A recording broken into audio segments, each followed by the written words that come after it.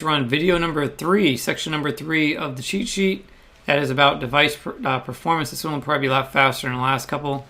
So what we're doing now is looking for devices with poor performance. We want to bid them down or exclude them completely. So I'm going to show you what to look for. We want to review mobile versus desktop versus tablet. We want to just look at,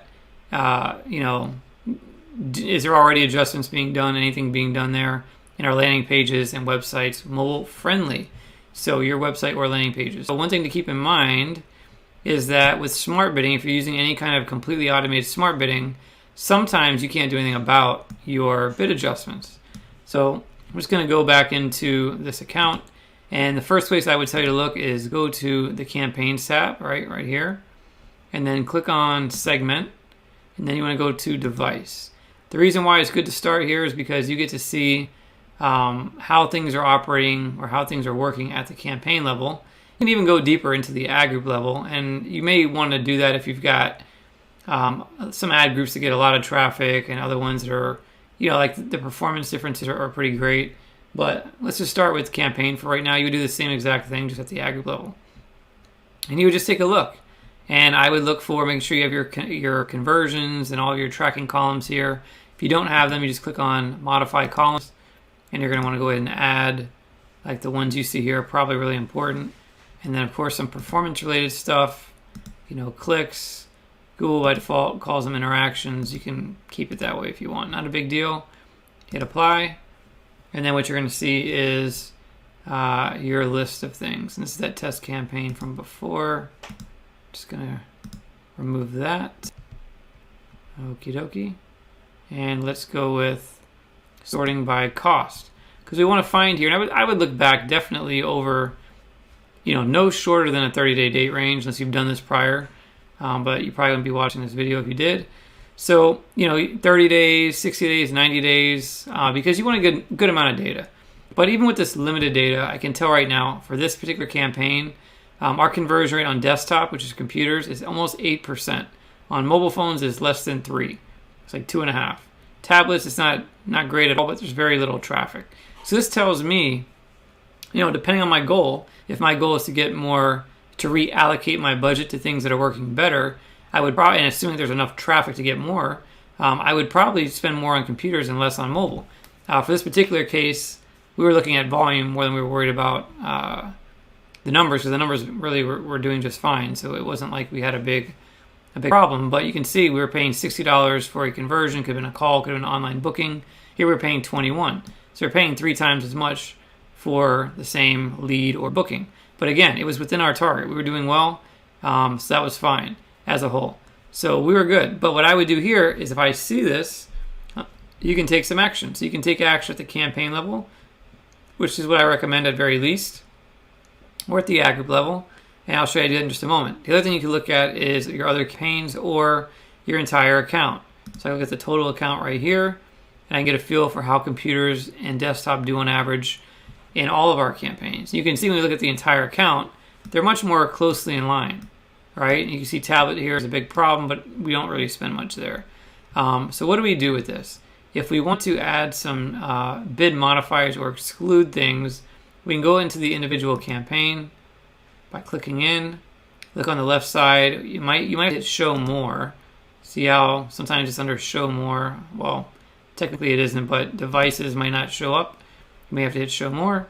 And then you can look right here at this campaign. You can see that there's no bid adjustments that have been done.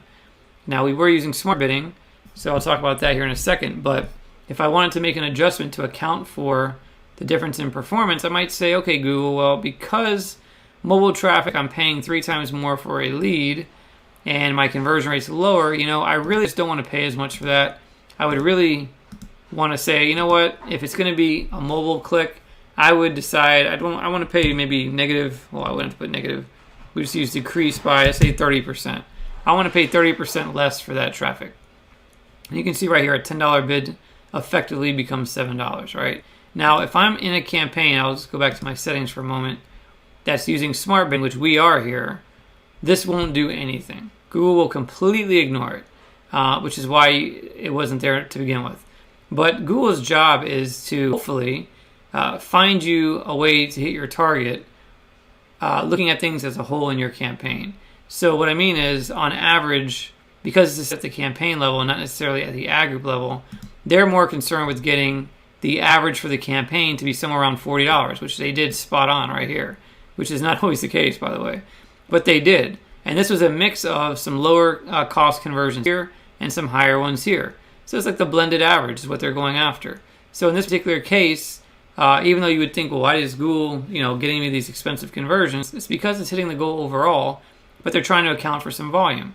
And that's also why it's a max conversions bid strategy. So a little bit outside of the scope of the cheat sheet. But my point here is, let's just say, for example, we weren't using smart bidding, or the fact is smart bidding is working so poorly. Mobile is working so poorly. I don't care what smart bidding wants to do. I just want to get rid of this altogether. Then you could still go in there and decrease it by 100%. And then we would just go here, mobile phones, and we could say decrease by 100%. And then hit save. So again, bear in mind, if you're using smart bidding like max conversions or target CPA or max conversion value, depending on what they're going to be called by the time you're watching this video, just be aware you can only downbid it by 100. You can't, like what we were doing before, decrease by 30%. That won't work. They're going to ignore it. The only thing that they will recognize and accept is a negative bid modifier of 100%. So when it comes to smart bidding, it's either all or nothing when it comes to bid adjustments. If you're doing something like max clicks or regular CPC bids, that's fine. You can use these adjustments however you like. That's going to hold true for the next sets of adjustments we're going to make in these other videos. So that's basically what you need to do to make some adjustments for the bids. And then, of course, again, you want to eyeball your campaigns or your account for the best performing segments, so you can tell, okay, if I go back to our campaigns again, this one, I need to look at this one and see, can I do something? Now, again, if you know it's smart bidding and you don't want to get rid of it completely, you don't really need to look at anything else.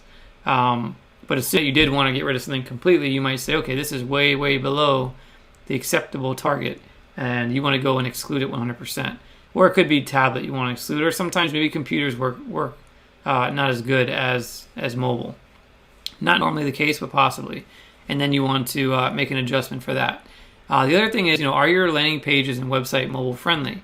So if you go to a page and it's not mobile friendly, that's an issue. You probably want to look at that and decide whether or not you want to spend quite as much on mobile devices. Now, again, these metrics will tell you how well things are performing, but I think it's a good practice, and we'll talk about it also in section number 9 about making sure you have a website that is mobile friendly. So I'll pull up a dummy site really quick. Okay, so here's a quick dummy website template that we have. But what I would say here is that you want to make sure that your site is mobile friendly, and one way you can check that is obviously going on your phone. That is the better way to do it. But I'm on a desktop. I can just hit right click and look for inspect. I'm using Google Chrome. Hit inspect, and you can see there's this little device toggle right here. And then if you click on that, you're able to basically see it as if you were on a mobile device.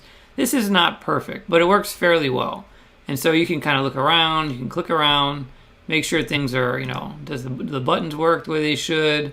Do they not work the way they should, or whatever? Again, this is a dummy site, but that's one way you can figure it out. Take them to another tour. Is the tour information easy to find on the site or on the page? Is there a phone number that's, click to call, which it is. On the website, is there basically best practices being followed? Do things look funky on here? Can people find the FAQs here? Again, this is all dummy content, but you get the idea. It's just double checking that your pages are mobile friendly. And especially in this world today, it's like a mobile first world is what they say, which means that you should think about people on mobile devices even more than desktop, because the majority of the time, that's what they're on. And if we go back to our stats here in Google, even though our mobile devices are not performing quite as well in terms of conversion, give me just a moment here. In terms of conversion, you can see traffic-wise, there's way more impressions on mobile devices for this particular campaign than there are on computers. So what does that tell you, right? So this is why they say mobile first. It means just consider that people are more likely going to be on their phone than they are a desktop nowadays. And so you want your pages, not your whole experience, whether it's them booking online, them being able to call you online, whatever, to work well for mobile. So hope that makes sense, and we will move on to item number 4 in the next video. Thanks for watching.